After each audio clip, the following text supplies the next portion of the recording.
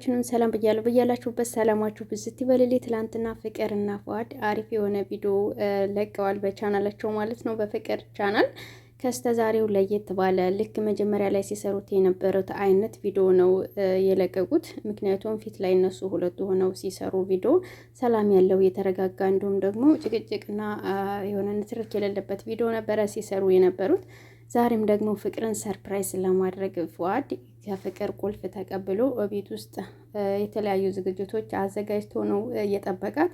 እንዲሁም ደግሞ እስከዛሬ የሰራናቸውን ስህተቶች ተምረንባቸው አልፈናል። ከዚህ በኋላ ግን ልንደግማቸው አንችልም እና መታገስ ሁሉ ነገር ዋጋ አለው። አሁን ላይ በጥሩ ሁኔታ ላይ ተስማምተን እንገኛለን ብሏል ማለት ነው። ደስ ይላል መስማማታችሁ። እንዲሁም ደግሞ የፊቱ ሰላማችሁ ተመልሶ አሁን ላይ ከሁሉ ነገር ነፃ ሆናችሁ እንደዚህ ደስተኛ ሆናችሁ ለተመልካች ስላሳያችሁ በጣም ደስ ይላል ማለት ነው። እሷ ከመጣች በኋላ ያው ሰርፕራይዝ ሆናለች ማለት ነው። በጣም ነው ደስ ያላት።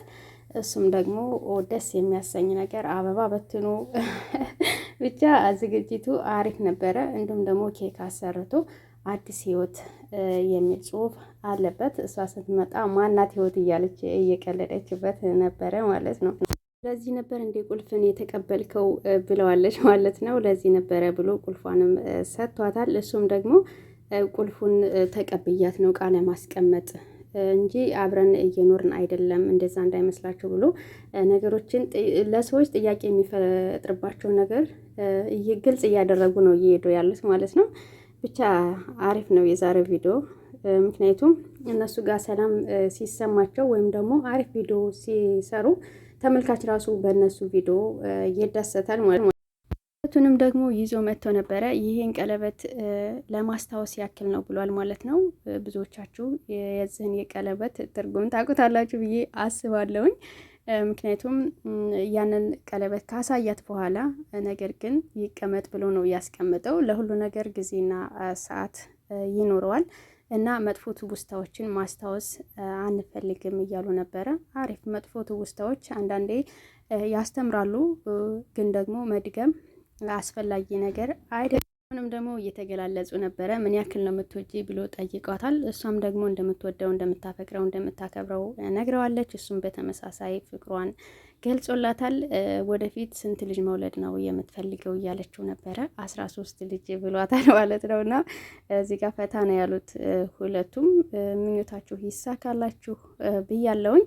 ከዚህ በኋላ ምንም አይነት ጸብም ሆነ ጭቅጭቅ ከአንቺ ጋር ምንም ነገር አንጣላም እያላት ነበረ። አይ ጠብማ አለ በመካከል፣ እንዴት ነው ሰው አንድ ጋር እየኖረ የማይጣሉት?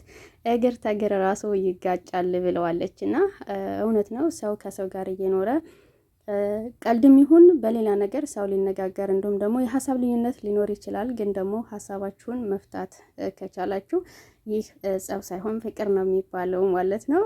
እና ይመቻችሁ። አሪፍ ቪዲዮ ነው ትናንትና የሰራችሁት። የዛሬ ቪዲዮአችን ይህንን ይመስላል። በሌላ በቀጣይ ቪዲዮ እስከምንገናኝ ድረስ በያላችሁበት ሰላማችሁ ይብዛ። ሰላም ለሀገራችን ኢትዮጵያ። እወዳችኋለሁ። ባይ ባይ።